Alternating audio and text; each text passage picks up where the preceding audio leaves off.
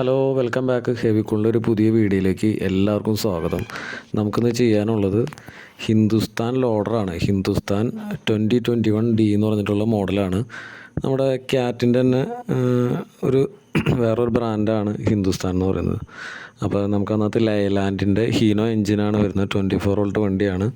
അതിൽ നമുക്ക് 98 kilo watt പവർഫുള്ളായിട്ടുള്ള ഒരു 133 HP, അതായത് 2300 RPM 133 HP പ്രൊഡ്യൂസ് ചെയ്യുന്ന അത്യാവശ്യം തരക്കെട്ടില്ലാത്ത നല്ലൊരു എഞ്ചിൻ തന്നെയാണ് അതിരിക്കുന്നത്. ഈ വണ്ടിയുടെ പേലോഡ് എന്ന് പറയുന്നത് 3210 കിലോഗ്രാമും അതുപോലെ തന്നെ ഓപ്പറേറ്റിംഗ് വെയിറ്റ് 11500 കിലോഗ്രാമാണ്.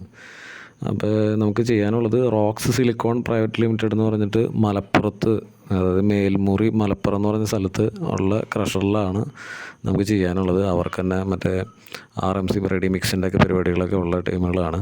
അപ്പോൾ അവരുടെ ആ പ്ലാന്റിൻ്റെ വർക്കുകൾക്കൊക്കെ വേണ്ടിയിട്ടാണ് ഈ മെഷീൻ ഉപയോഗിക്കുന്നത്. കൂടുതൽ ലോഡിങ് പർപ്പസിനായിട്ട് ആണ് നമുക്ക് ഉപയോഗിക്കുന്നത്. അപ്പോൾ നമ്മൾ ഇതിനകത്തുനിന്ന് ചെയ്യുന്നത് ഇലക്ട്രിക്കൽ യൂണിറ്റാണ്, നമ്മുടെ ഹൈബ്രിഡ് ഇലക്ട്രിക്കൽ യൂണിറ്റാണ് ചെയ്യുന്നത്.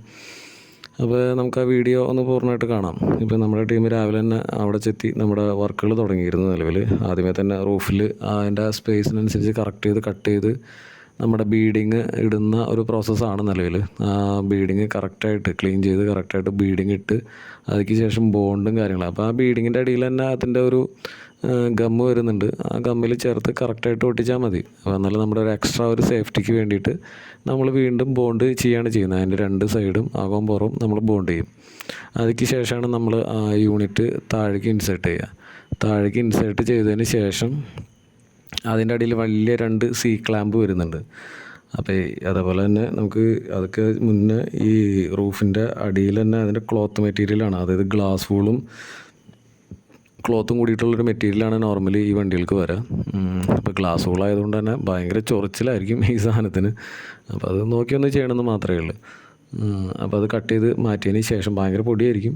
കട്ട് ചെയ്ത് മാറ്റിയതിന് ശേഷം നമ്മൾ കറക്റ്റ് ചെയ്ത് അടിയിലൊരു പ്ലേറ്റ് വെച്ചിട്ട് പൊടിയൊന്നും അതി വലിയ കാര്യമായിട്ട് അടിയിൽ പോകാത്ത രീതിയിൽ ആണ് നമ്മൾ ചെയ്തെടുത്തത്. ഓൾറെഡി ഈ റൂഫ്, ഈ മോഡലിൻ്റെ റൂഫ് കുറച്ചൊന്ന് തൂങ്ങിയായിരിക്കും കിടക്കുക. ക്ലോത്ത് ആയതുകൊണ്ട് വലിയ ഭംഗിയിലായിരിക്കില്ല ഇരിക്കുക ഓൾറെഡി. അപ്പോൾ നമ്മൾ അത് കട്ട് ചെയ്ത് കറക്റ്റ് നമ്മുടെ സൈസിനനുസരിച്ച് കട്ട് ചെയ്തതിന് ശേഷം നമ്മുടെ ബീഡിങ്ങിൽ ബോണ്ട് ചെയ്ത് ഫുള്ളായിട്ട് ബോണ്ട് ചെയ്ത് കറക്റ്റ് ചെയ്യാണ് ചെയ്യുക. അതിന് ശേഷം യൂണിറ്റ് ഇറക്കും.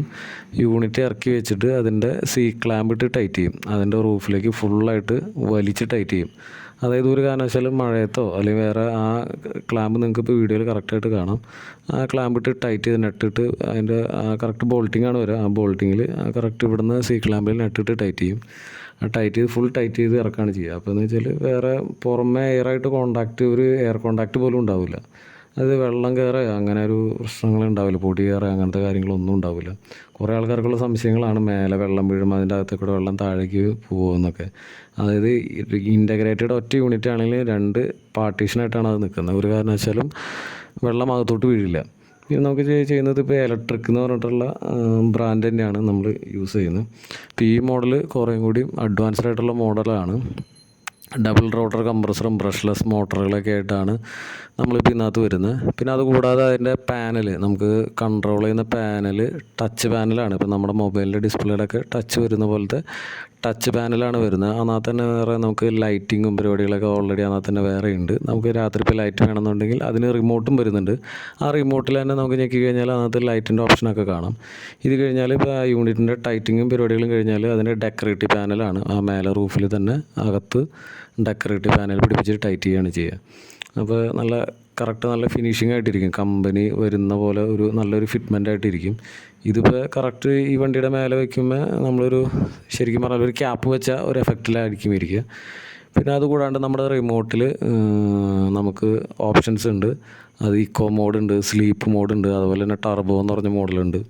ഈ ടർബോ എന്ന് പറഞ്ഞ മോഡിലേക്ക് ഇട്ടാൽ അത് 17 ഡിഗ്രിയിലേക്ക് അത് കറക്റ്റായിട്ട് തണുത്ത് സെറ്റാവുകയും ചെയ്യുക. അത് ഓട്ടോമാറ്റിക് ഓട്ടോ സിസ്റ്റത്തിലോട്ട് വരും. അത് ഓട്ടോ ടെമ്പറേച്ചർ സിസ്റ്റത്തിലോട്ട് വരും. അതായത് നമ്മളിപ്പോൾ ടെമ്പറേച്ചർ പുറത്ത് ഭയങ്കര ടെമ്പറേച്ചർ ആണെങ്കിൽ അതിനനുസരിച്ച് അകത്ത് ആ കൂളിങ്ങിലും വരും. അതേപോലെ തന്നെ ഫാനിൻ്റെ സ്പീഡ് കൺട്രോളായി കൂടിയും കുറഞ്ഞും ആ ഒരു കൺട്രോളിലോട്ട് വരും. തണുക്കുന്നതിനനുസരിച്ച് ഫാനിൻ്റെ സ്പീഡ് കുറഞ്ഞു വരും.